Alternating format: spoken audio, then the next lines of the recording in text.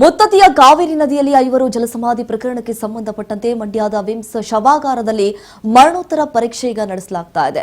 ಶವಾಗಾರದ ಬಳಿ ಕುಟುಂಬಸ್ಥರ ಆಕ್ರಂದನ ಮುಗಿಲು ಮುಟ್ಟಿದೆ. ತಮ್ಮೂರನ್ನ ಕಳೆದುಕೊಂಡು ಪಾಪ ಕುಟುಂಬಸ್ಥರು ಕಣ್ಣೀರು ಹಾಕ್ತಾ ಇದ್ದಾರೆ. ನೋಡಿ, ಇವರು ಮೂಲತಃ ಚನ್ನಪಟ್ಟಣದವರು ಅಂತ ಹೇಳಿ ಗೊತ್ತಾಗಿರುವಂತದ್ದು. ನಿನ್ನೆ ನಡೆದಿರುವಂತಹ ದುರಂತ ನಿಜಕ್ಕೂ ಇದು ಬೇಸರದ ಸಂಗತಿ. ಇದು ಪಾಪ ಅವರ ಕುಟುಂಬಸ್ಥರೇನಿದ್ದಾರೆ,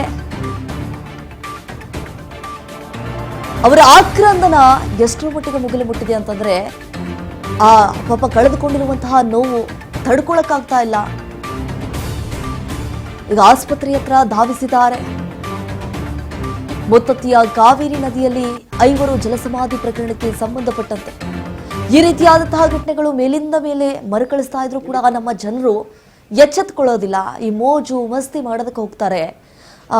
ನೀರಿನ ಆಳ ಅದ್ರ ಬಗ್ಗೆ ಕೂಡ ಅರಿವಿರಲ್ಲ, ಎಲ್ಲಿ ಸುಳಿ ಇರುತ್ತೆ ಅದ್ರ ಬಗ್ಗೆ ಕೂಡ ಅರಿವಿರಲ್ಲ, ಹಾಗೆ ಇಳಿದು ಬಿಡೋದು. ಈ ಫೋಟೋ ಕ್ರೇಜ್ ಎಷ್ಟರ ಮಟ್ಟಿಗೆ ಇರುತ್ತೆ ಅಂತಂದ್ರೆ ಆ ಫೋಟೋ ತೆಗೆದುಕೊಳ್ಳುವಂತಹ ಹುಚ್ಚಿನಿಂದ ಈ ರೀತಿಯಾಗಿ ತಮ್ಮ ಜೀವವನ್ನೇ ಕಳೆದುಕೊಳ್ತಾರಲ್ಲ, ಏನ್ ಹೇಳ್ಬೇಕು ಇಂಥವ್ರಿಗೆ.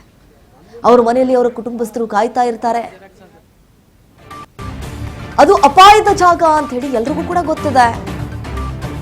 ಪರಿಹಾರಕ್ಕೆ ಮೃತ ಕುಟುಂಬಸ್ಥರು ಈಗ ಆಗ್ರಹಿಸುತ್ತಿದ್ದಾರೆ. ಆದ್ರೆ ಅಲ್ಲಿ ಯಾರು ಹೋಮ್ ಗಾರ್ಡ್ಗಳು ಸಹ ಹೇಳಲಿಲ್ಲ, ಅಲ್ಲಿ ಎಚ್ಚರಿಕೆಯ ಫಲಕಗಳು ಇಲ್ಲ.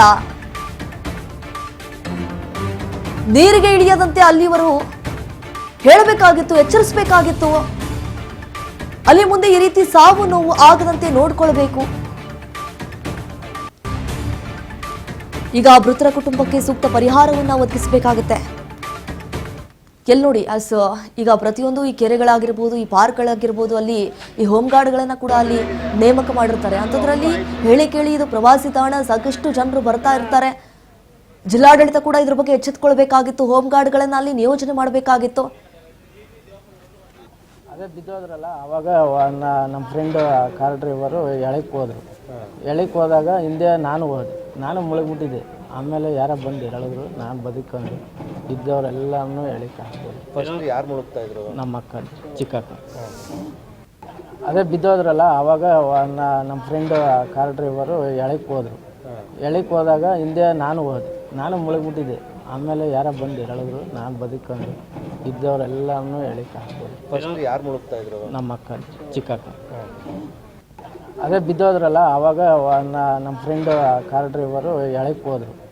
ಎಳಕ್ಕೆ ಹೋದಾಗ ಹಿಂದೆ ನಾನು ಮುಳುಗ್ಬಿಟ್ಟಿದ್ದೆ. ಆಮೇಲೆ ಯಾರ ಬಂದು ಹೇಳಿದ್ರು, ನಾನು ಬದುಕೊಂಡು ಇದ್ದವರೆಲ್ಲನೂ ಎಳಕ್ಕೆ ಹಾಕ್ಬೋದು. ಫಸ್ಟ್ ಯಾರು ಮುಳುಗ್ತಾ ಇದ್ರು? ನಮ್ಮ ಅಕ್ಕ, ಚಿಕ್ಕಕ್ಕ. ಅದೇ ಬಿದ್ದೋದ್ರಲ್ಲ, ಅವಾಗ ನಮ್ಮ ಫ್ರೆಂಡ್ ಕಾರ್ ಡ್ರೈವರ್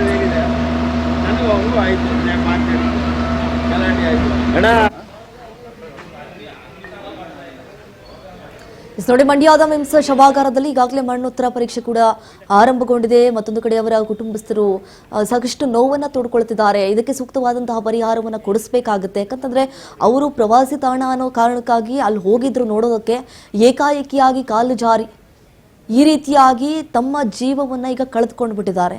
ಅಟ್ಲೀಸ್ಟ್ ಅಲ್ಲಿ ಹೋಮ್ ಗಾರ್ಡ್ಗಳು ಅವರನ್ನ ನಿಯೋಜನೆ ಮಾಡಬೇಕಾಗಿತ್ತು. ಆದರೆ ಅಟ್ಲೀಸ್ಟ್ ಹೋಮ್ ಗಾರ್ಡ್ಸ್ ಇಲ್ಲ ಅಂತಂದ್ರೂ ಕೂಡ ಅಲ್ಲಿ ಕೆಲವೊಂದಿಷ್ಟು ಬೋರ್ಡ್ಗಳನ್ನು ಹಾಕಬೇಕಾಗಿತ್ತು, ಅಲ್ಲಿ ಹಾಕಿರಲಿಲ್ಲ.